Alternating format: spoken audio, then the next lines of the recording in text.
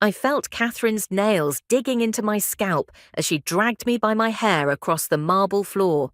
"Get out, you filthy maid!" she screamed while everyone watched and laughed. But then the mansion doors burst open, and the man standing there made everyone freeze. Stay until the end, because what happens next will give you chills. Hit that subscribe button right now so you don't miss stories like this. My name is Rebecca, and I never thought a single glass of champagne could destroy my life in 30 seconds. But that's exactly what happened on that cold Friday evening at the Hampton estate. I was 24 years old, working my third job of the week, trying to make ends meet while studying medicine. The uniform they gave me was too tight around the shoulders, and my feet already hurt from standing for 3 hours straight. But I needed this money. I needed every single dollar. The Hampton mansion was something out of a magazine. Crystal chandeliers hung from 20-foot ceilings, and the marble floors were so polished I could see my reflection in them. Wealthy guests in designer clothes walked past me like I was invisible, their perfume mixing with the smell of expensive wine and fresh flowers. I was part of the catering staff, hired for their annual charity gala. The irony wasn't lost on me. Rich people throwing a party to raise money for the poor while treating their servers like we weren't even human. I had been doing fine all evening. Smile, serve, stay quiet. That was the rule. I balanced a silver tray of champagne glasses, weaving through clusters of guests who talked about their vacation homes and stock portfolios. My arms ached, but I kept my smile fixed in place. Just 4 more hours, I told myself. 4 more hours and I'd have enough to pay this month's rent and buy the textbooks I desperately needed. Then it happened. A man in an expensive tan suit stumbled backward, laughing too loudly at someone's joke. He didn't see me. His elbow caught the edge of my tray, and everything went into slow motion. The glasses tilted. I tried to steady them, but it was too late. Champagne splashed everywhere, and most of it landed directly on Catherine Hampton's dress. The room went silent. Catherine stood there, her mouth open in shock, staring down at the golden liquid spreading across her red designer gown. It must have cost more than I made in 6 months. Her face turned from pale to bright red in seconds. "You stupid girl!" she shrieked, and before I could even apologize, her hand flew across my face. The slap was so hard my ears rang. I stumbled backward, dropping the tray completely. It crashed to the floor with a sound that echoed through the entire ballroom. "I'm so sorry," I whispered, my cheek burning. "It was an accident. Please, Do you know how much this dress costs?" Catherine's voice was shrill, hysterical. "Do you have any idea what you've done?" I could feel everyone staring at us. Some people had their phones out, recording. Others whispered behind their hands. My eyes filled with tears, but I blinked them back. I wouldn't cry. I wouldn't give them that satisfaction. "Mom, I'll pay for the cleaning," I said, even though I knew I couldn't afford it. "It was an accident. Someone bumped into me. I don't care," Catherine screamed. Then, before I knew what was happening, she grabbed a fistful of my hair. The pain was instant and shocking. She yanked hard, and I cried out as she started dragging me across the floor. "Get out!" she screamed. "Get out, you filthy maid!" I tried to grab her wrist, tried to free myself, but her grip was iron tight. My knees scraped against the marble as she pulled me toward the entrance. The pain in my scalp was unbearable, bringing tears to my eyes despite my best efforts to hold them back. "Please," I begged, my voice breaking, "please stop." But Catherine just kept screaming, kept dragging me. I could hear people laughing. Someone said, "Oh my God, this is insane." Another voice said, "Someone should stop her." But no one moved. No one helped. They just watched and recorded, like I was entertainment for their boring party. The security guards stood frozen, unsure what to do. Catherine was their employer's wife. I was nobody, just a maid, just someone who could be thrown away and forgotten. My vision blurred with tears as Catherine pulled me across what felt like miles of cold marble. My hands were shaking. My whole body was shaking. This wasn't just about losing a job anymore. This was humiliation on a level I'd never experienced. This was being treated like I wasn't even a person. We were almost at the main entrance when suddenly the massive doors burst open with such force they slammed against the walls. The sound was like thunder, and everyone jumped. Catherine's hand loosened just slightly in my hair. A man stood in the doorway, silhouetted against the night sky. He was tall, broad-shouldered, dressed in a perfectly tailored charcoal grey suit. Even from where I was on the floor, I could feel the power radiating from him. The air in the room changed instantly. It became heavy, electric, dangerous. His voice cut through the silence like a knife. "Stop, right now!" Catherine froze. Her fingers were still tangled in my hair, but she wasn't moving anymore. Everyone in the ballroom had gone completely silent. You could have heard a pin drop. The man took a step forward, and I finally saw his face in the chandelier light. My heart stopped. My breath caught in my throat. It couldn't be. It couldn't possibly be, but it was. "Daniel," I whispered. "My brother. My brother who I hadn't seen in 5 years. My brother who I'd run away from because I was too proud to accept his help." Daniel Cross, the tech billionaire whose face had been on the cover of Forbes magazine last month. He was here. He was really here. Daniel's eyes found mine on the floor, and something terrible crossed his face. Rage. Pure, unfiltered rage. His jaw clenched so tight I could see the muscle jumping. He looked at Catherine's hand in my hair, at the red mark on my face, at my scraped knees and tear-stained cheeks. His voice, when he spoke again, was quiet. Deadly quiet. "Let her go." Catherine's hand flew away from my hair like she'd been burned. She stepped back, trying to smooth her dress, trying to compose herself, but her hands were shaking. Daniel walked toward us with slow, measured steps. Behind him, I could see several security personnel in dark suits, but he waved them back. This was personal. People in the crowd started whispering, "Is that Daniel Cross? The tech billionaire? What's he doing here? Oh my God, someone said he's worth like $8 billion. Daniel reached me and dropped to his knees beside me. His hands were gentle as he helped me sit up, checking my face, my arms, making sure I wasn't seriously hurt. Up close, I could see he had a few more lines around his eyes than 5 years ago. His hair was shorter, more professional, but his eyes were the same eyes that had comforted me when our parents died. "Becca," he said softly, using the nickname only he called me. "What have they done to you?" I couldn't speak. My throat was too tight with emotion. I just shook my head, fresh tears spilling down my cheeks. Daniel's hand cupped my bruised cheek so gently, and then he looked up at Catherine. The gentleness vanished. His expression became stone cold. "Did you just assault my sister?" The gasps that rippled through the crowd were audible. Catherine's face drained of all colour.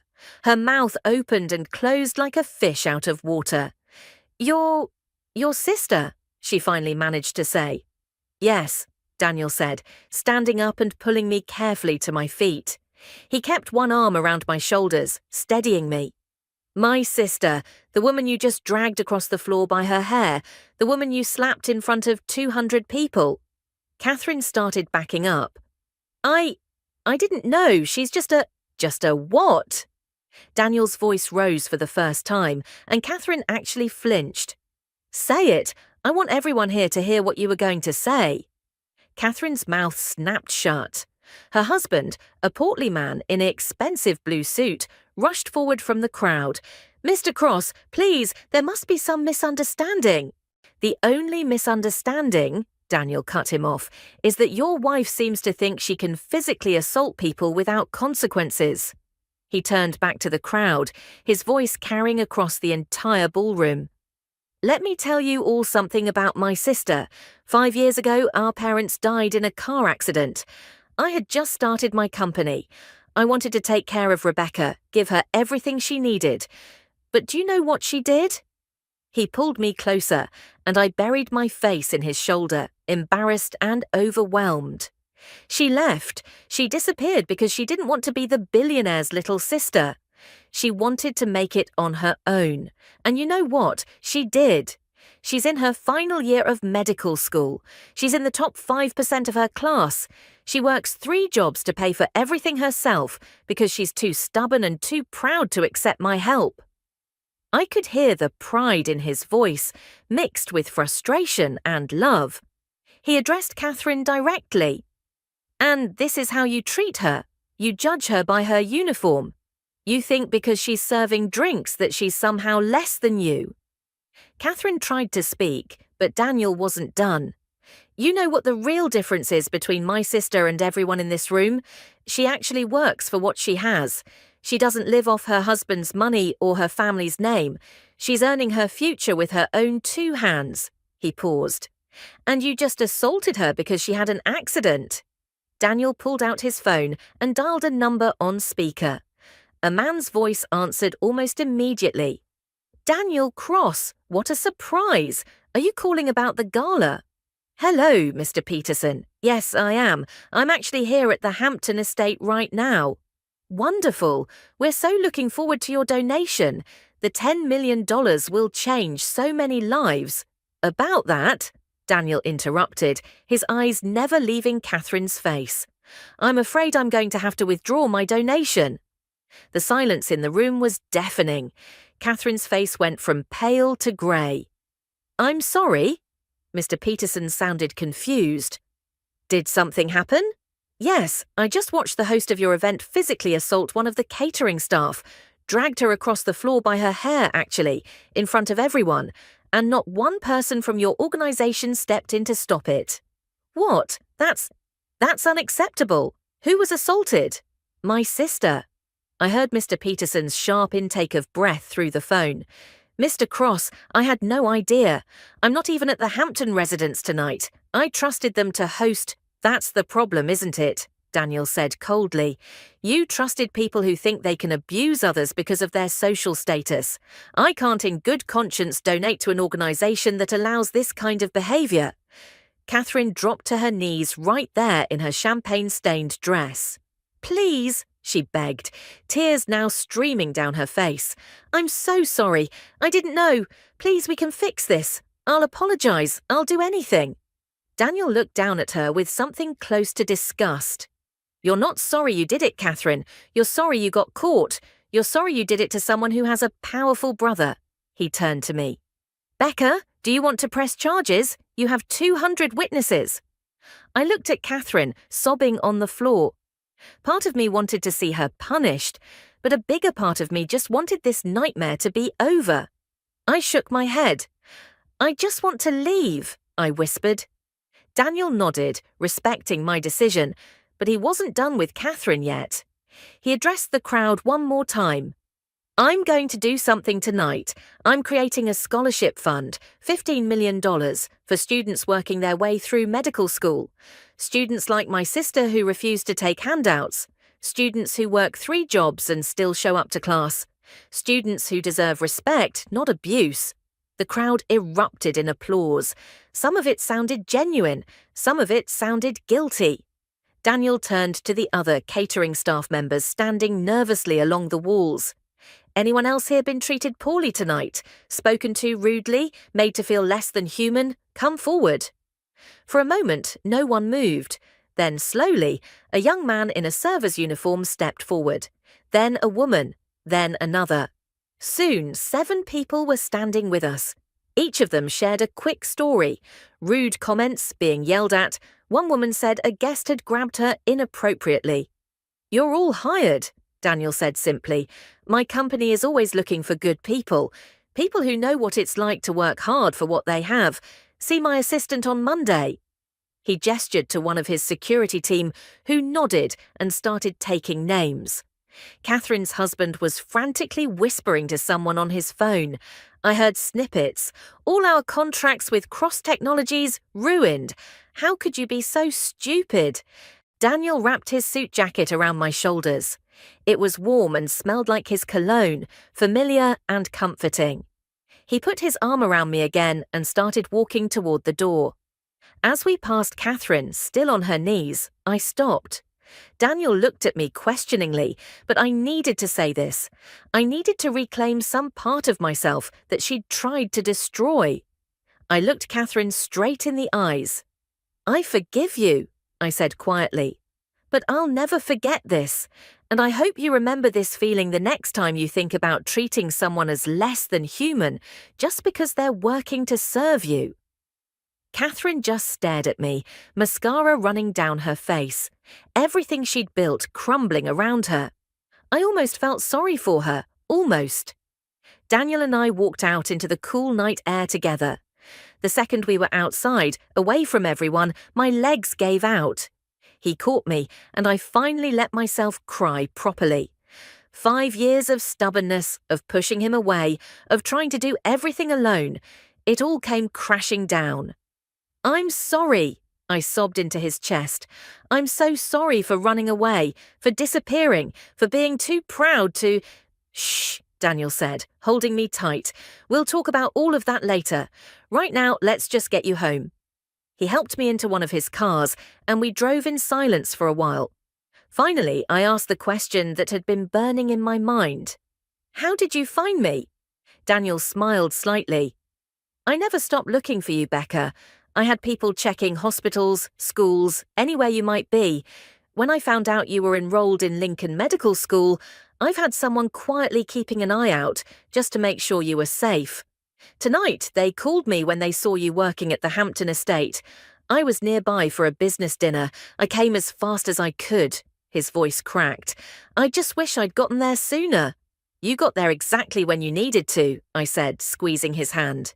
We spent the rest of the night at his penthouse apartment, talking, really talking, for the first time in 5 years. I told him about medical school, about my struggles, about how scared I was that I'd fail. He told me about the lonely nights building his company, how every success felt hollow because he couldn't share it with me. "I understand why you needed to do this on your own," he said, as dawn started to break over the city. "I'm proud of you for that. But Becca, let me be your brother again. Not your bank account, not your safety net, just your brother." I hugged him then, and it felt like coming home. The story went viral, of course. Someone's video of Catherine dragging me across the floor made national news. The Hampton family became social pariahs overnight. Catherine's charity work dried up. Her husband's company lost multiple contracts.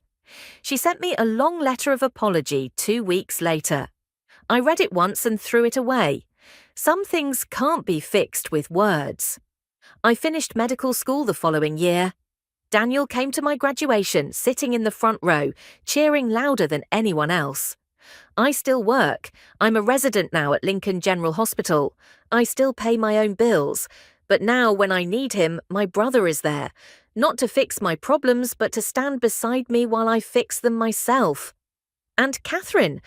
Last I heard, she volunteers at a soup kitchen now. Whether it's genuine change or just image rehabilitation, I don't know. I don't really care. That night taught me something important. My worth isn't determined by what someone else thinks of me or how they treat me. I know who I am. I know what I'm worth. And I'll never let anyone make me forget that again. If this story moved you, smash that like button and share it with someone who needs to remember that karma is real. Drop a comment telling me, have you ever witnessed workplace abuse? What would you have done? Subscribe for more incredible stories about justice and redemption.